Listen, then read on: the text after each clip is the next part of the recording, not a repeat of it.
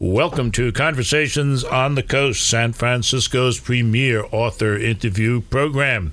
And today, really all I should have to say is Rita Mae Brown is here. But her publisher has sent such a long introduction or identification, which I am compelled to read. The title of today's book is Sourpuss. The author is Rita Mae Brown and her collaborator, Sneaky Pie Brown. Illustrations by Michael Glattly. Did I say that correctly? It is a Mrs. Murphy mystery, and it's published by Bantam Books. Welcome. Well, thank you. You got through all that. I even threw in the illustrator because I fell in love with the illustrations. I thought it would be a nice thing, and also welcome to a friend and a woman who I think is one of America's finest writers. But Sourpuss is, as I said, not written alone. It involves her partner and Sneaky Pie Brown. And I'm here to report, as it says in your book, I don't make this up, that there is trouble brewing in the partnership. At the very end of the book, you write, "Dear reader, I just proofread the cast of characters." That appears at the front of the book.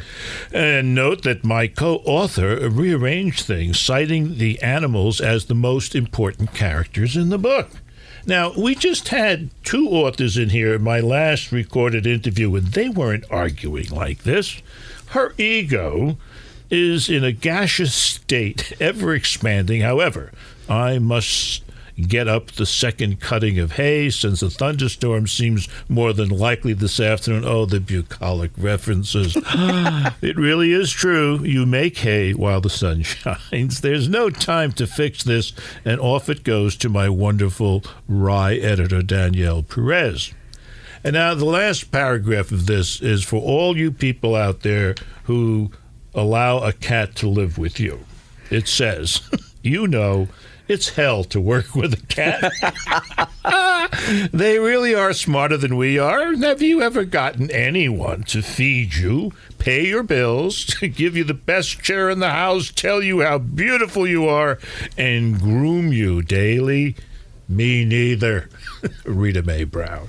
Now that last paragraph fits. I mean, this is it. I have a cat who allows me to live with her, and her name is Precious Dixie. But it was she was originally Dixie. Don't laugh so hard at my cat's name. But I had to improve on her name because I felt that she was precious. So when I go to the vets now, they yell out, "Precious Dixie!" and everybody looks. And when she's not good, is she semi-precious? Oh, yeah. No, she's a pain and never mind. So at any rate, it seems to me that this collaboration is in trouble after well nigh 14 collaborations. I mean, is this it? Is this the end of the road? No, it isn't, but she really is egotistical. I mean, it's just outrageous.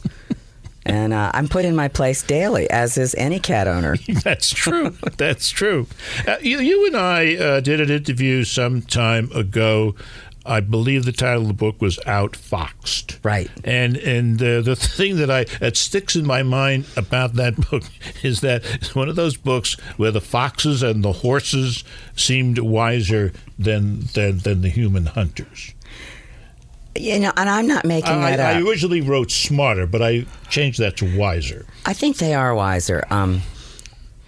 And I don't do this to be cute or any of that. I think human beings are, first of all, we greatly overrate our intelligence, number one. Mm-hmm. And we have screens between us and reality, and animals don't. If an animal reacts or deals with anything, it's absolutely real. It is not imagined. We have government ideologies between us and reality. We have religious ideologies. We have language, which also reduces reality. Yes, it does. Yeah.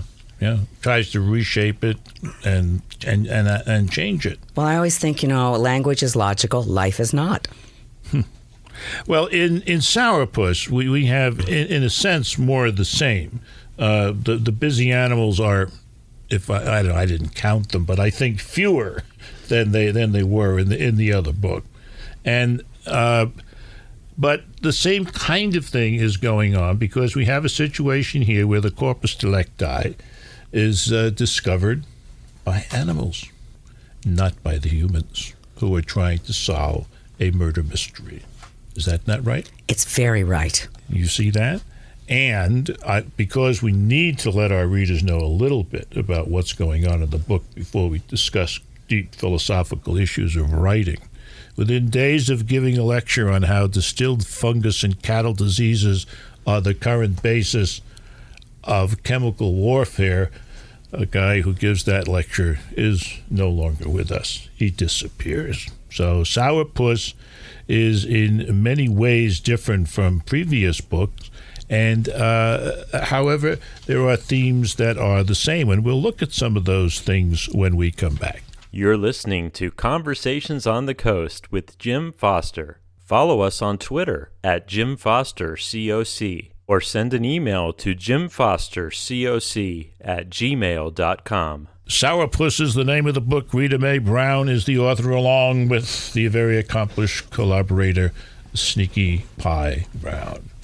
And illustrations by Michael Galantly, and it's a Mrs. Murphy mystery, and it's published by Bantam Books. Oh, I almost said that wrong. Now, one of the focuses in this book, different from at least the ones of your books that I'm familiar with, is wine. And, you know, sitting out here in Napa Valley country, so to speak, I want to say, wine in Virginia? Since when? Dr. Thomas Walker, guardian of Thomas Jefferson when Jefferson's father died. Okay. And he was, I think, 13 or 14, tried to introduce European vines into Virginia, and it was not quite successful. It was moderately successful. Jefferson himself tried, but we kept getting stopped by wars and losing all of our money. Virginia has had an incredible history compared to the rest of the nation, really. 3 times we tried, 3 times we got wiped out by war and invasion. This time is 20 years old, and it's working. Now, I'm not saying we're the Napa Valley, but it is. Agriculture is our biggest moneymaker in the state, and this is now number 3 in terms of receipts via agriculture. Great. So we've made great progress. And you're also in a very good place in terms of selling the product due to the recent Supreme Court decision. I think everybody's happy about that, you know. Yeah. But it's a fascinating business in that it is both science and art. And I didn't know that until I started researching it.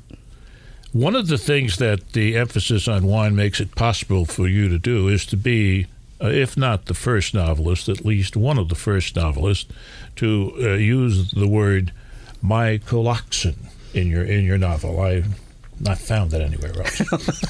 and probably it's a good thing. Probably good for all novel writers. Yeah.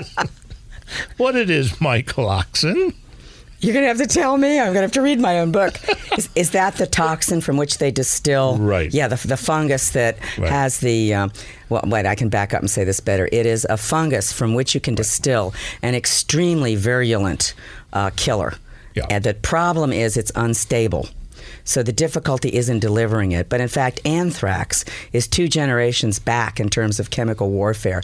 This is the future. Yeah, this is the new cutting edge. It is. Of this and stuff. And it gives you, getting into that word, allows you to get into, I guess, agri-terrorism, or the possibility of that. You know, and we don't think about it. We're so focused on, and it's much easier to wipe out a people via agriculture than it is by dropping a bomb on them.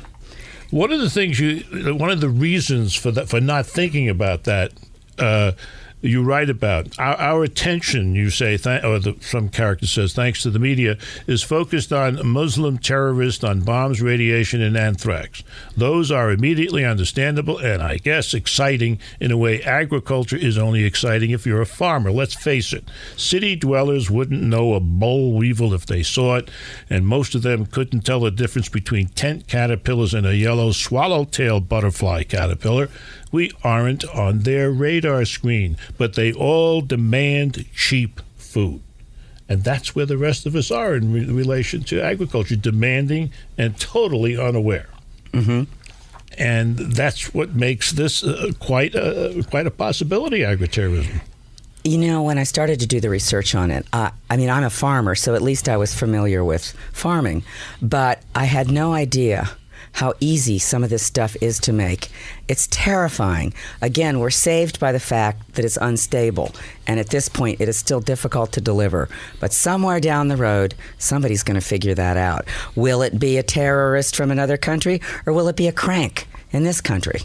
You don't know. No, you don't. That's scary. And when the expert disappears in Sourpuss, naturally the first thought is, oh my God, this has something to do with terrorism. Yeah. As it turns out, it's much closer to home, which in a way is even more frightening. One of the things that you do in your books is you have great style, the plot is wonderful, and of course your delivery of the state of Virginia is, without peer. But you're not afraid to take on serious questions, like a discussion between a woman by the name of Alicia Palmer, a former movie actress, and your main woman character, who has the strange name of, what is her name? Harry. Harry. Because she was always covered with cat hair when she went to school. So at any rate, Alicia is saying that of course you are feminine, you're outdoorsy, you're natural. Alicia sipped more tea. Feminine and masculine are social constructs. Male and female are physical reality. As long as a person frets over whether or not they're feminine enough or masculine enough, they'll always be someone's victim. And isn't that the truth? Yeah, and the thing that's exciting to me is that it's in this book. And I just love you for that. Well, thank you. Okay, Sourpuss is in some ways different. It has an accent on wine, which the other books that I'm familiar with does not. But fans must not be distressed, for Sourpuss does have many Rita Mae Brown signature moments. We'll examine some of those when we come back. You're listening to Conversations on the Coast with Jim Foster. Follow us on Twitter at Jim Foster COC, or send an email to jimfostercoc@gmail.com. This is Jim Foster. It is Conversations on the Coast. Our guest today, Rita Mae Brown, who's here speaking for her collaborator, Sneaky Pie Brown, about their new book, Sourpuss, and about which collaboration the New York Times Book Review once said, as feline collaborators go, you couldn't ask for better than Sneaky Pie Brown. I probably should have read that. It'll be worse at home when you get I think there. it will be. It really will. And for those avid Rita Mae Brown fans out there, I'm looking at an ad that ran in a local paper recently, and the headline of this is 2 Paws Up. Pretty cute. Now, the reason they have 2 Paws Up is that now you can buy Rita Mae Brown and Sneaky Pie Brown's Sourpuss, the new book, in hardcover, and you can also buy Cat's Eye Witness in paperback. So everybody out to the stores. And I just want to spend a little bit of time on the work of Michael Golightly. He draws these animals, I would say, with affection. He does, and we've never met.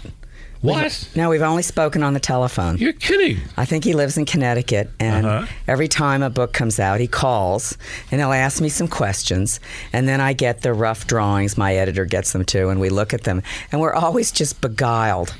I mean, they're charming. Is it that a person from Virginia can't go to Connecticut, or vice versa? I mean, well, now, isn't it time? Well, now, Mr. Jim, you know what Mama said. She said, honey, there is life north of the Mason-Dixon line, but does anyone care? One of the signature things that's going on in this book is, what do I say? Descriptions of characters.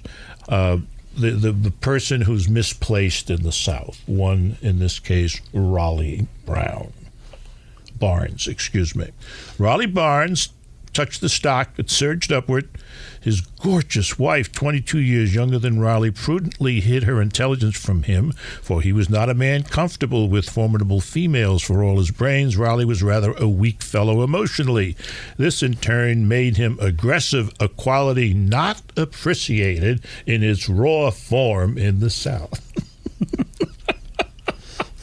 And Fair, who is Harry's husband, remarries. Finally. In the opening of the book, in a lovely ceremony witnessed by the cats and a dog, Fair smiled. He liked Chantal, that's the wife's name. He didn't envy her. It's easier to make money than marry it. Now there's wisdom for you. Yes, learned the hard way, watching many of my friends, I'm afraid. And it's even worse if a man marries money than a woman. Is it? Oh, I think so. I've never tried it. And you could too, honey. You could. Never mind. You just get snapped right up there. Never mind. Now, there's another, I hate to use the word stock character, but okay, it's a stock character. Part of the family. Yes. Aunt Tally. Oh, she is a pistol. A nonagenarian. Right. Okay? Now, I'm just going to read one of her pistol remarks, and then I want to know where she came from, okay? Oh, balls, Mimsy. I can't engage in illicit affairs anymore. All the men in my generation are dead, and a young man of 70 wouldn't give me a tumble. I can't ride astride. Very bad down there. So I drive that damn buggy. Who can live without horses? I can barely dance. You have no mercy. Gin is comfort. Finally, little Mim returned with a fresh martini. Now here's a woman in trouble, I think. I think she is too. And she makes trouble as well as is in it. Where does she come from? Actually, the South is full of these tyrants. Tyrant? Oh, they are. The poor dear. Poor dear. I mean, she would run you ragged. She would pluck your last nerve. There is nothing more formidable or domineering than an old Southern woman. I mean, it really is the iron fist and the velvet glove. And, of course, Aunt Tally is based on, real people. Some of them in my family. Everybody in here is based on real people, my guess. You know, and the funny thing is, when you go home, everyone wants to think it's themselves, and they can either get themselves worked up over it and angry, but they're much more angry if they think it's not them. That's what I was thinking. You didn't put me in this book. What did I do? How did I go wrong? If I really don't like you, I'll put you in and give you a tapeworm. Or an early death, I suppose. Well, that too. Yeah, that's always a good idea. You take care of those you don't like. Oh, this could go on for a long time. But, you know, Dante had the best revenge. Okay. They're still roasting in hell, in the Inferno. Here it is, 700 years later. They're still roasting. They're still roasting. Oh, well. You don't have to wait 700 years to enjoy this book. Just go out and get it. It's called Sourpuss by Rita Mae Brown and the great Sneaky Pie Brown. It's at bookstores now. And this has been Conversations on the Coast, and I'm Jim Foster. Follow us on Twitter at Jim Foster COC or send an email to jimfostercoc@gmail.com.